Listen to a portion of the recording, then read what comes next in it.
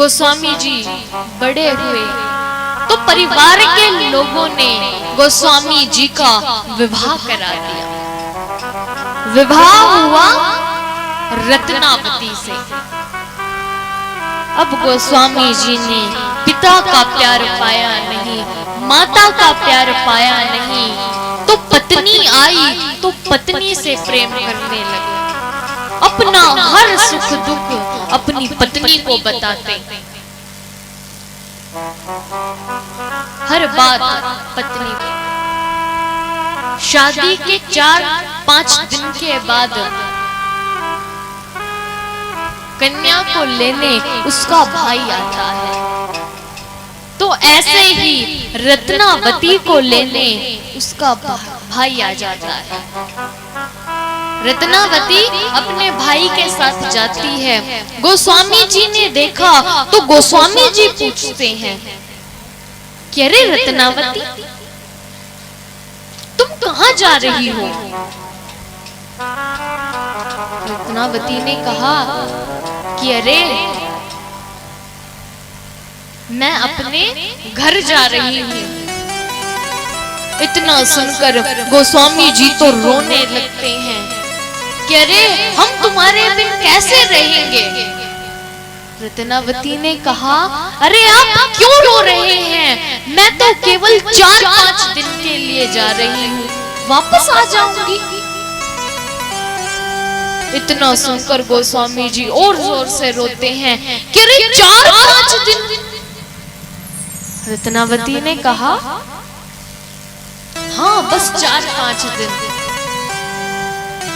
गोस्वामी जी रोक रहे हैं, मना रहे हैं, जाने नहीं दे रहे, लेकिन रस्म तो निभानी ही थी। रत्नावती अपने भाई के साथ अपने घर चली जाती है। गोस्वामी जी बैठे हुए रो रहे हैं और सोच रहे हैं कि क्या हुआ, रत्नावती यहाँ नहीं आ सकती, लेकिन मैं तो वहां जा सकता हूँ ना। प्रातः ही रत्नावती का भाई उसे लेकर गया था और अब शाम के समय गोस्वामी जी भी निकल पड़ते हैं। बारिश का मौसम था तो सब नदी नाले तालाब पानी से लबालब भरे हुए हैं। गोस्वामी जी तो चलते चलते चलते जाते हैं। अब अंधकार हो जाता है और रत्नावती के गांव से पहले एक नदी आती है जिसे पार करके जाना होता है। अब दिन के समय तो वहां पर नाव भी खड़ी हुई थी, अब रात्रि के समय और बारिश का मौसम है तो कौन नाव वाला वहां खड़ा होगा?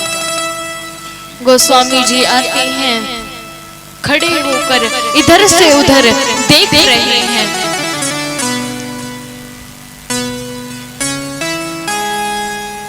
कि तभी एक मुर्दा बहते हुए आता है। गोस्वामी जी ने देखा तो उस मुर्दे को ही नाव समझ लिया कि अरे देखो मेरी पत्नी ने मेरे लिए नाव भिजवाई है।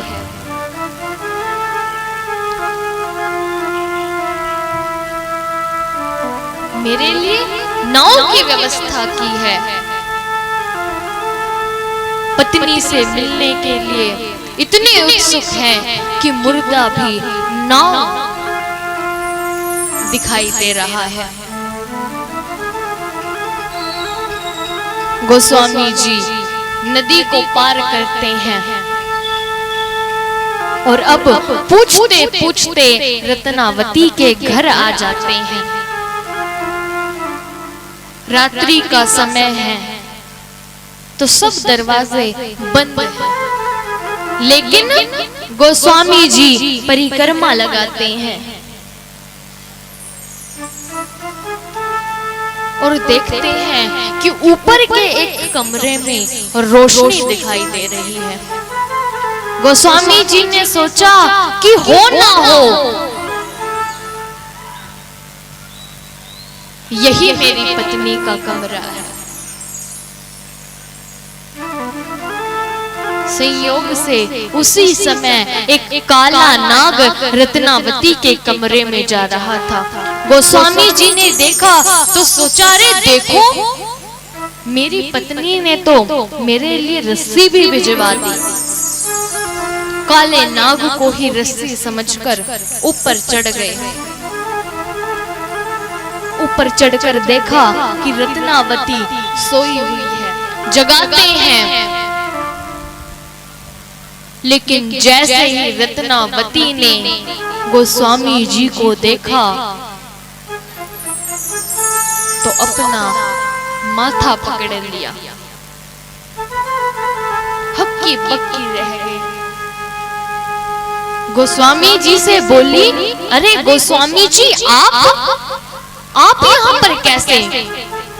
गोस्वामी जी ने कहा कि मैं तुम्हारे बिन कैसे रह सकता हूँ। मैंने सोचा कि क्या हुआ, तुम मेरे पास नहीं आ सकती, लेकिन मैं तो तुम्हारे पास जा सकता हूँ। इसलिए यहाँ आ गया। अब रत्नावती ने गोस्वामी जी को समझाया, कहा, देखिए गोस्वामी जी, आज आपने जितना प्रेम मुझ जैसी इस तुच्छ स्त्री से किया है, अगर इतना प्रेम तुम प्रभु से कर लेते तो आज तुम्हारा बेड़ा पार हो जाता। अरे ये तो 5 तत्वों से बना हुआ शरीर है, पार तो केवल प्रभु का नाम लगा सकता है। प्रेम करना था तो प्रभु से प्रेम करते। रत्नावती ने गोस्वामी जी को समझाया,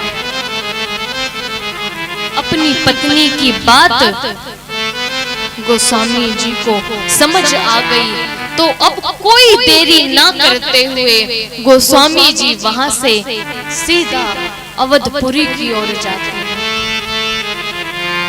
गोस्वामी जी ने पत्नी की बात सुनी तो आज वो गोस्वामी तुलसीदास जी हो गए। तो इसलिए अपनी पत्नी की बात सुनना भी जरूरी है।